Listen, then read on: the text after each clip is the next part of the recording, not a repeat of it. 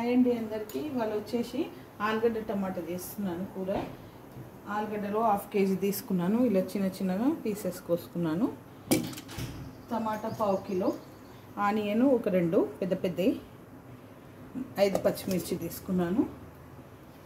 కొంచెం చింతపండు నానబెట్టుకున్నాను, నిమ్మకాయ సైజ్ అంత చింతపండు. ఇప్పుడు తయారు చేసే విధానం చూద్దాం. స్టవ్ వెలిగించి బాండి పెట్టుకున్నాను. ఇది కొంచెం వేడెక్కాలి. దీంట్లో ఒక 3 పావుల నూనె పోయాలండి.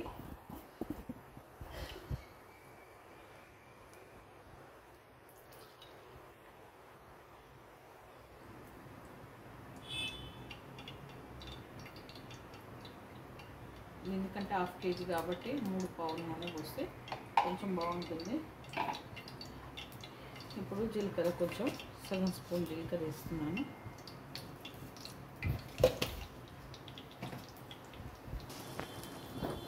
అర స్పూన్ ఆవాలు వేస్తున్నాను.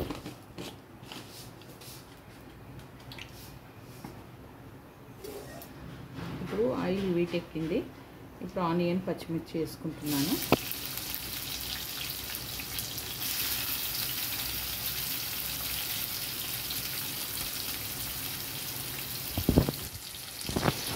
ఇవి ఇప్పుడు బ్రౌన్ కావాలండి. ఇప్పుడు ఇవి బ్రౌన్ అయ్యాయండి ఆనియన్స్. ఇప్పుడు సగం చెంచా పసుపు వేసుకుంటున్నాను. ఒక చెంచా అల్లం వెల్లుల్లి పేస్ట్ వేసుకుంటున్నాను.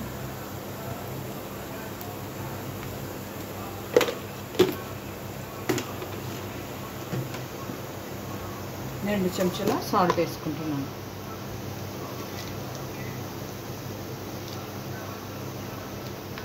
వేసి కలుపుకోవాలి.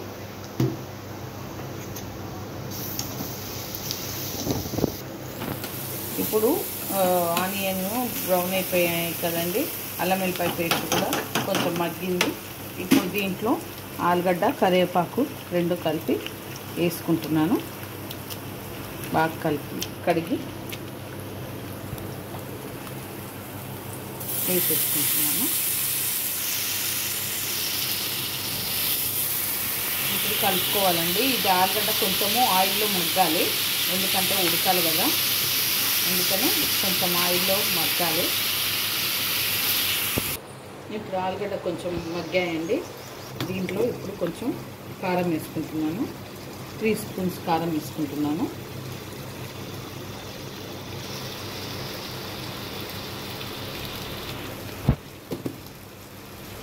కారం వేసుకొని కలుపుకోవాలి. ఒక 5 మినిట్స్ మగ్గాక టమాటా వేస్తాను.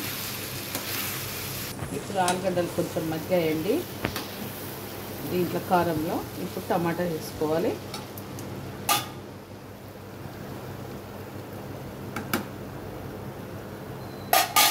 టమాటో వేస్తున్నాను.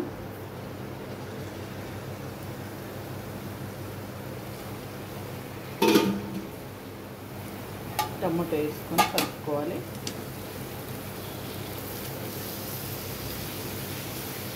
టమాటా మగ్గేదాకా ఉంచాలి. దీంట్లో టమాటా మగ్గినాక చింతపండు పోసుకోవాలి. ఒక 5 మినిట్స్ వరకు ఉంచుదామండి. టమాటా మగ్గిపోతుంది. ఇప్పుడు ఈ ఆలుగడ్డలు మగ్గాయండి, టమాటా కూడా. ఇప్పుడు చింతపండు పోసుకుంటున్నాను.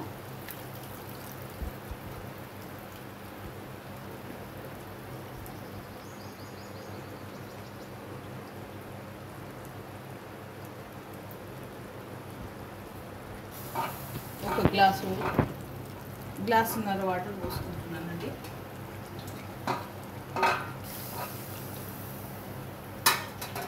ఇక ఇది కొంచెం మగ్గనివ్వాలి, దగ్గరికి అయిందాక ఉంచాలి. ఇప్పుడు ఉడికిపోయిందండి. దీంట్లో 1 స్పూన్ ధనియాల పొడి, 1/2 స్పూను గరం మసాలా వేస్తున్నాను. వేసుకొని కలుపుకోవాలి. కొత్తిమీర వేసుకుంటాను. ఒక కట్ట కొత్తిమీర వేసుకుంటున్నానండి. అయిపోయింది. ఆలుగడ్డ టమాటా పులుసు అయిపోయిందండి. ఈ రెసిపీ కనుక మీకు నచ్చితే లైక్ చేయండి, షేర్ చేయండి, కామెంట్ చేయండి, సబ్స్క్రైబ్ చేయండి. ఇది చాలా బాగుంటుంది. రోటీస్లోకి, రైస్లోకి, బగారా రైస్లోకి కూడా బాగుంటుంది. ఒకసారి ట్రై చేయండి.